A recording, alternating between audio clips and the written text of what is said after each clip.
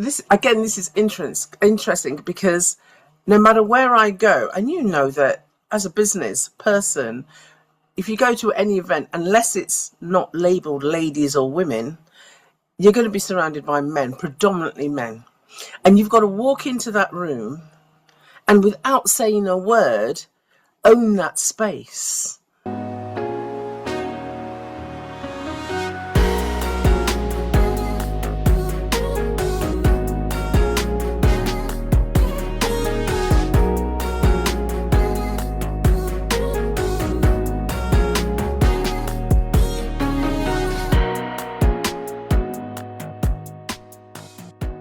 Welcome to another episode of One Thing Every Young Woman Should Know. I hope that you have been blessed by the different installments that have been coming. And if this is your first time joining us on this podcast, I just want to let you know, who is it for? It's for women who are 18 to 35. But don't get it twisted. If you are older, I am telling you, you will get some gems and some nuggets from what has been shared over the various episodes. And it's my heart and my passion to really pour back into the next generation. We see that social media and everybody else is speaking into our young people. And me, as a Christian woman, I want to be able to speak into this next generation and share some of the tips, some of the tools. I've made some boobs. I know some of my guests have made some absolute mess ups along the way. The most important thing is we've learned from them. And so we want to help you not to have to go through all of what we've gone through, but that you will be able to learn and glean from those that have gone a little bit ahead of you. And so each episode will have a guest, as you've seen. And today we have a beautiful guest. Her name is Elsa Caleb. And she is a business strategist. She is a business owner.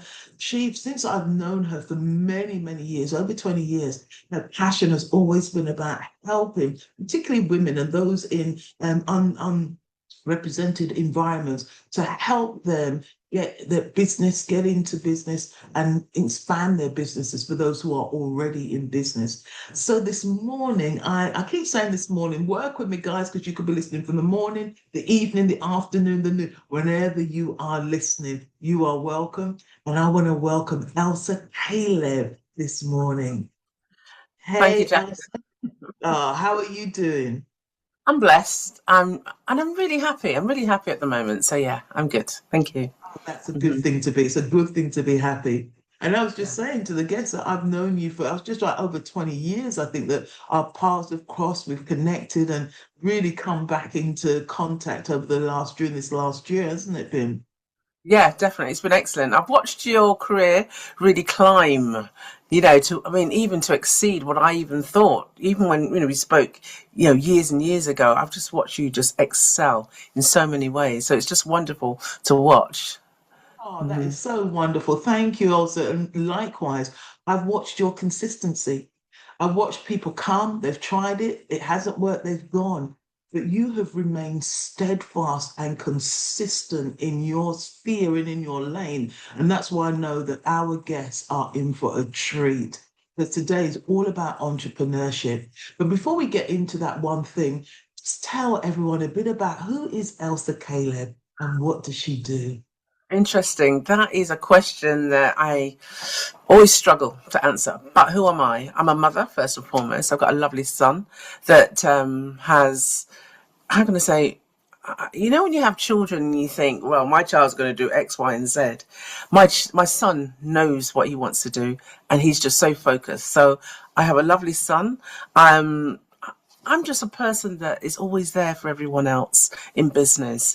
I've given and devoted my life to this actual mission, in that it's very difficult to find people that have walked the walk, talked the talk, can also give examples and is still around.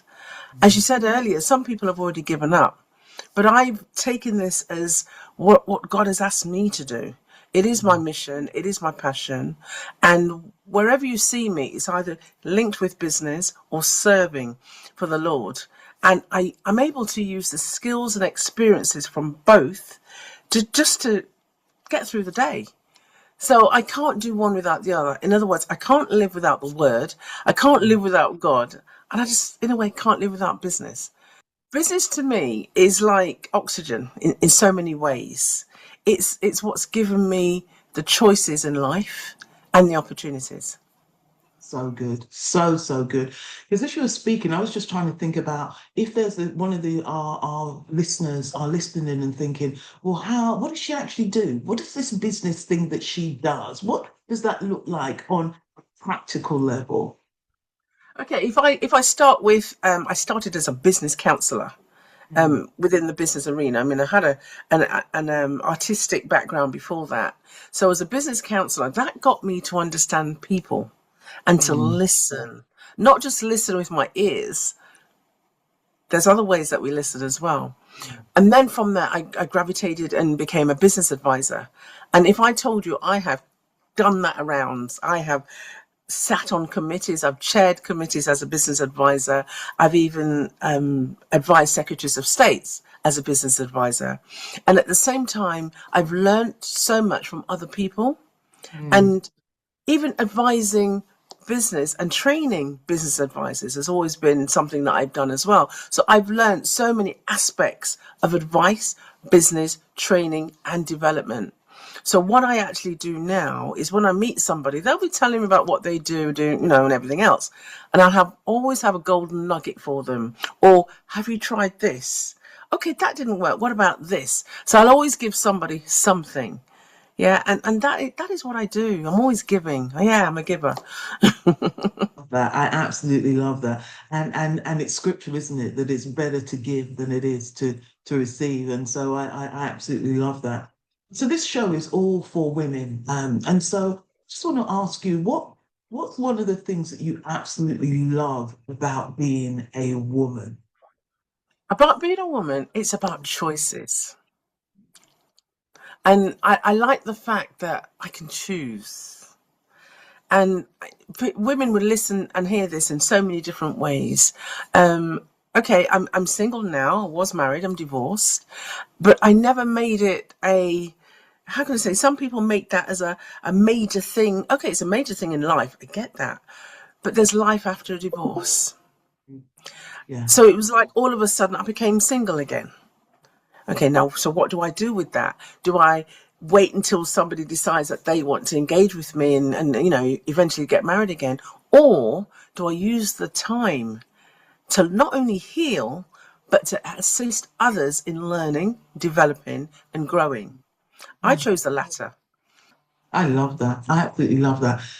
It's choices. And so somebody may turn around and say, well, actually, men have choices. So why is that something that is so significant for you as a woman to have that as being the one thing that you're championing? It's interesting because choices for me is that I can choose when I do something and how I do it. I know that if you've got a partner or you've got commitments, that your time is not always your own. But when you're a single person, I'm not saying your time is all my time is not my own, but I have more flexibility. Yeah. If anyone says to me, Elsa, what are you doing? So and so and so, I look at my calendar. My calendar and I walk hand in hand. I can't do anything without my calendar and my diary. So I have to look it up. I have to block it in. I have to make sure that I turn up to wherever I say I'm going to be. So yeah, that's my choice. My choice to do what I want when I want to do it. I love that. And I think that it's really, when you're talking about it in terms of a single context, it kind of really makes sense. It's really, really clear.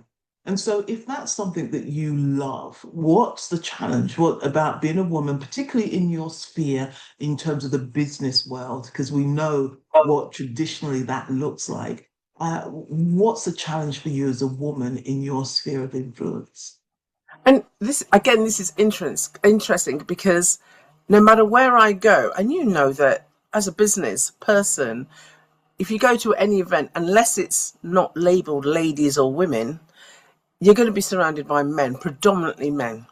And you've got to walk into that room and without saying a word, own that space.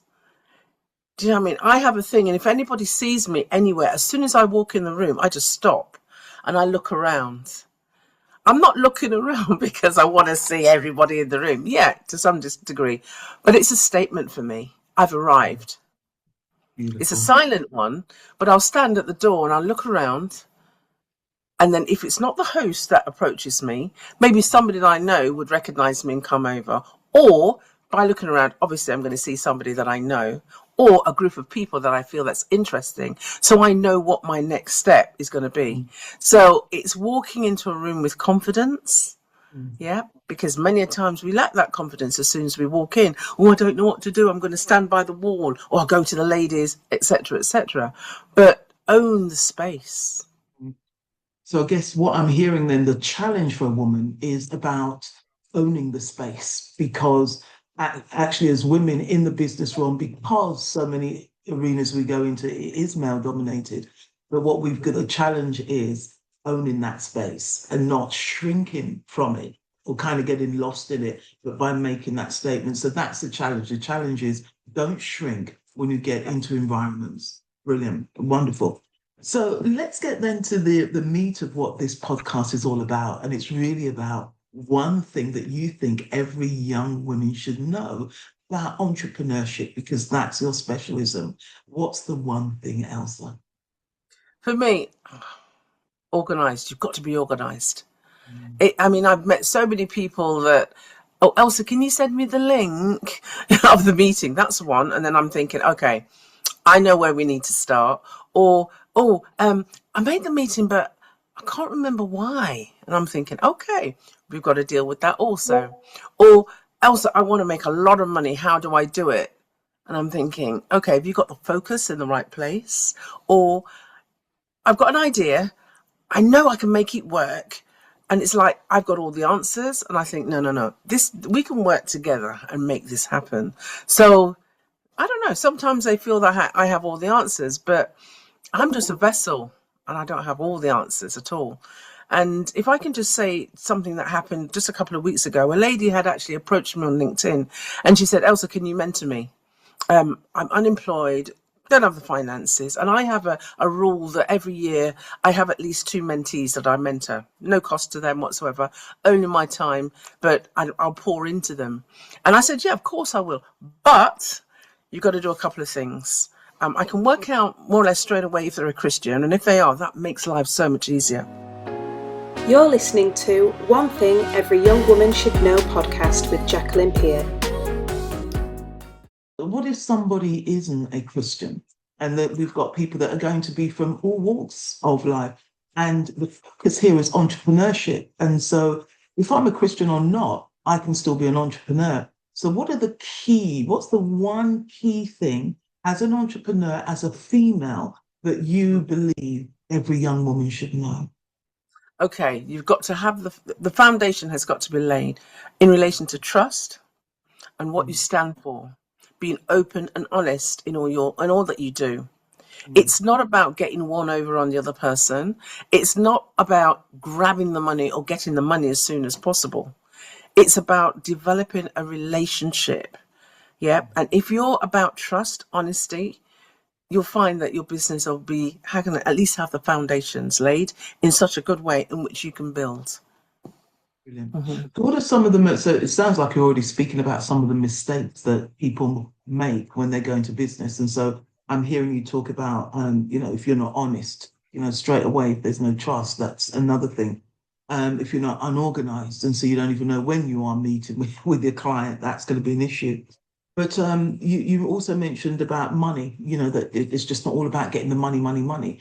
So those are some of the mistakes. Is it a bad thing to want money? Because in this generation, people are looking to make it, you know what I mean, to become rich. But is that a bad thing to have that as a goal, a motivation? No, it's not, but it just depends on what you'll do to get it. Because some people go to any means in which to get it. It's about knowing, and I'm a firm believer of being organized and planning. So for example, if you decided that over a year you needed to turn over or you need to bring in X amount per year for the business, but also you may say, well, actually, I wouldn't mind a bit more as a profit for myself. These are the goals that I'd like to achieve over the year. Nothing wrong with that whatsoever. but it's whether or not you're going to do that in an honest way. Mm. Yeah, because I've known people do some interesting things. I have to say it's interesting, not the kind of things that I would do. Okay. Interesting things just to show up and say, well, actually, I've now bought a new car, got a house. And I'm thinking, okay, it can be about the house. It can be about the car, because I know that when I started my business, I had those goals in line, and they did actually come through. But what's the other thing, and what's the other reason as to why you're really going in business? Because a car, you get the car, tick that off. You get the home, tick that off. You can even pay for private school tuition. You tick that off. You do the holidays. You tick that off also. But then what? Yeah, no, it's good. I think that something about knowing your values in business is really key. And also, what's your purpose? I think you started off by saying, actually, my passion, my calling is business. And so that kind of makes you rooted in what you're doing. And so for every business person, for every young woman that's going into business, it's about being clear about their purpose for it, or and what's my values. And then that will kind of help to really help people have vision and, establish their mission, etc. Tip you would give. So what's a tip or a technique or something that you want to leave our listeners with that will help them in entrepreneurship? Okay, one of the tips, and this is good, is look at a person in your industry that you feel that's actually made it. I'm not saying that you copy them and emulate them in any way, but what you do, you find out their story. You find out the things that they did, and when that time came when it just changed. Because there is a time in business, once you're working, all of a sudden that contract comes in, or you find the right business partner, or the right opportunity comes, and it just changes everything in such a way that you think, oh my goodness, I can lose control. Okay. Once you've actually identified somebody like that, and you can read books and you can watch podcasts and listen to podcasts, watch them, etc., and follow. It's about ensuring that you are up to date from skills. So you go back to learning, go back to reading, go back to developing your skills. Okay, never be stagnant. You're always learning something all the time. Okay, but also know what your end goal is. And when you're starting a business, you may even think that I just want a lifestyle business. Nothing wrong with that. So I just want enough to live, to keep my family going and keep me going. You may even want to sell it. So there's a positioning that you have to put the business in and then work at it at a certain way, as opposed to taking all the money out. You may even think that actually I wouldn't mind a franchise. And so I'm, got lots of little businesses around the country, around the world, etc. You're actually managing all of that and training the people as you go along. Okay. Or you may even decide that you want to sell it. So it's looking at one of those 4 ways that you really want your business, and then working out the steps to actually make that happen. Very good, very good. Some real meat for people to be able to think about in terms of if they're just starting a business, or even if they are running a business, a little health check almost. Have I got these things in place? And if not, these are some of the things that I need to do. And what keeps you passionate about business? And the reason I'm asking that is that sometimes business can be tiring, applying for whether it's funding or going for the next client or whatever it is. What is it that keeps Elsa motivated, passionate about business, that one of our young people listening? One of the things that keeps me going is to ensure that you can put food on the table. Yep, if you're a mother, even if you're in a relationship, you're married, even if you're single, it's knowing that you don't have to beg for food. Your skills, your experiences can make room for you. Yep. And at the same time, you don't always have to do things on your own. You can always partner with other people. But knowing that tomorrow you've got a meal, that actually resonates with me in a lot of ways. And because I see women with so many talents, doctors, people that have actually got, degrees and PhDs and everything else, not doing anything. And I'm thinking, no. There's a lot you can do with what you have. It's just that you've got to think slightly differently. Yeah. I love that. It's something about thinking outside the box.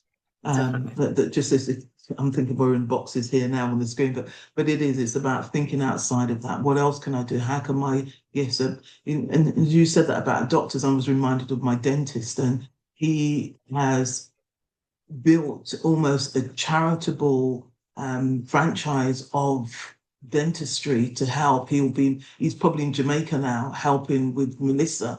He's just been able to, yes, I'm a good dentist, but there's more. I want to do good works. And so brilliant. I love that, the adding the extra value almost.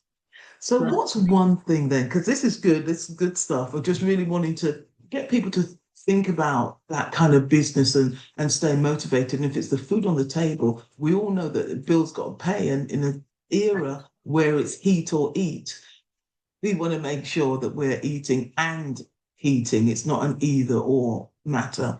So Yeah. what's one last thing? If there was only one more thing that you could say to our listeners about entrepreneurship, what would your last words be? Okay, I'll say that no business is an island. Okay, so you can start by yourself, but at the same time, you have to keep on reinventing yourself. I believe, I'm sorry, I can't give one thing, you know that. I believe that every business needs at least 3 to 4 income streams. So if you're a consultant, you can think of training, you can think of speaking, you can think of having a book, and you can think of, developing whatever product you have as well. So you do need 4 income streams at least, because of the cash flow situation, because not all the money comes in all at once. So it's about being creative.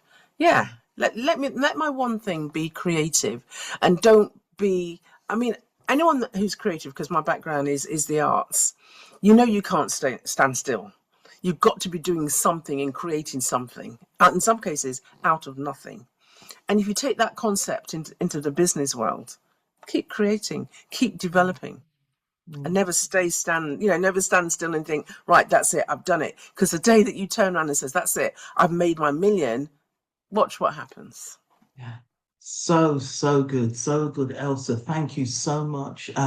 This is just so much food for thought. And I love what you're saying. It really is about partnerships and collaborations, is what I'm hearing you saying. And also keep reinventing yourself. Don't stay. You may have been doing it like this, but then what about that? And so making sure that you stay above the trends or on trend. Really, really beautiful. Well, thank you so very much for being a guest with us today on One Thing Every Young Woman Should Know About whatever it is. And today it's about entrepreneurship. And I know that our listeners have got some tools and also got some checking to do. Like, have I got my values in place? Do I have these 4 streams of income that's going to keep me afloat as I go forward? Am I organized? Who can I collaborate with? Is it time to partner with some other people that are doing the same thing as me? Just those things alone, they're gems for somebody that can go away with. So we appreciate you and we appreciate your time. So thank you so very much, Elsa. Well, Thank you. guys, I know that you have been blessed by our guest this morning, Elsa Caleb. All her details will be somewhere and underneath or up top. You know how it all goes better than I do. And I just want to say, please, please, please tell somebody about this podcast. One thing every young woman should know. If you're a mother, if you're a daughter, if you're a sister and aunt, send the link to them and get them really engaged. And if it's someone you know that's got a business in them, then send them this episode because they will have some food for thought. They'll have some strategies and techniques to get them started on their way into business and into entrepreneurship. Well, we're at the end of this episode. I want to say thank you for being with us. Subscribe and share and all those other good things. I also want to remind you that Jesus loves you. No one has ever told you this. If you've never heard it before, I want you to know Jesus loves you. He loves you so much that he died for you. God sent his only begotten son that you would have life. Oh gosh, and yes, you listening to me today, he came for you. If you're in Uganda, Yesu agwagala. Yeah, Yesu agwagala. Jesus loves you. So see you next time for One Thing Every Young Woman Should Know podcast. Bye for now.